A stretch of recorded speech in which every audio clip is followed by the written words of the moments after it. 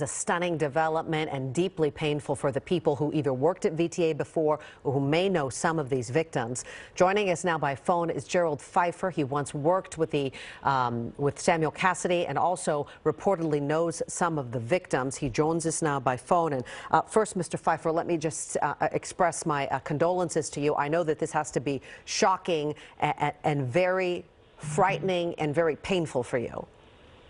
Oh, thank you. So tell us a little bit about the time that you were there, and you've been watching the coverage during the day, the location. What can you tell us about that facility and that shift time when there were so many people there? So between 2013 and 2015, I was building a substation in the back of the yard. So it's behind the actual main building. And basically the gunman, he was assisting us with opening gates and other stuff and such, and you know, that's basically it. And but I knew him for about 2 years, and to be honest with you, was really pleasant, always mellow, nice, assisted us with everything we needed. I was actually shocked when I found out it was him. I had no idea. So you worked with him for 2 years, and during that time, you know, we've heard all these reports of him being from some of the neighbors that he was standoffish, that he was mean. We've heard some reports our investigative unit has found from an ex-girlfriend that said that he was sadistic in nature and that he was difficult to deal with. This is not the impression you seem to be giving me of the man that you worked alongside. Did he complain about the job? Did he complain about the co-workers? Never. Was always cooperative.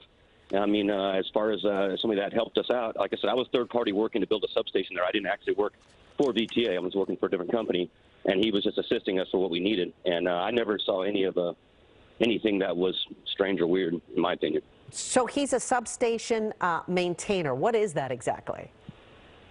Well, so I'm an electrician by trade, and so he would, you know, basically if an alarm goes off at a substation, or he also was a diesel mechanic, right, for the trains. So his job kind of varied.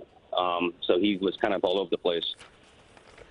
So please, we're trying to be very, very sensitive to the families. Obviously, a lot of these families are still waiting to find out if their loved ones are among the, you know, the dead. So we don't want to name any names. We don't want to put out any information about that. Right. We want to respect them. But I understand that you may have also worked alongside some of these victims, and it just must be horrible to know. Yeah, that's correct. You know, everybody that I ever worked with over there at the VTA yard was super nice and super cooperative, and you know, it really was a pleasant experience when I was over there. So it is a really tragic day.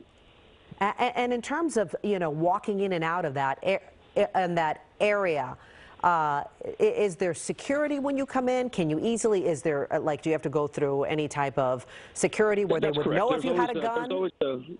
Yeah, well, no, but there's always a security guard there. So when you go to check in, we have to fill out the form and show our badge if we were there. So in order to get into that yard, you would have to have access or a badge or a VTA vehicle, or like I said, you have to have clearance in order to get into the yard.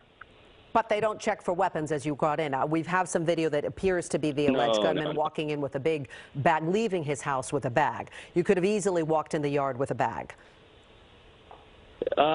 If he had a badge, it's possible, because a lot of the mechanics, you know, they have tools and other stuff that they can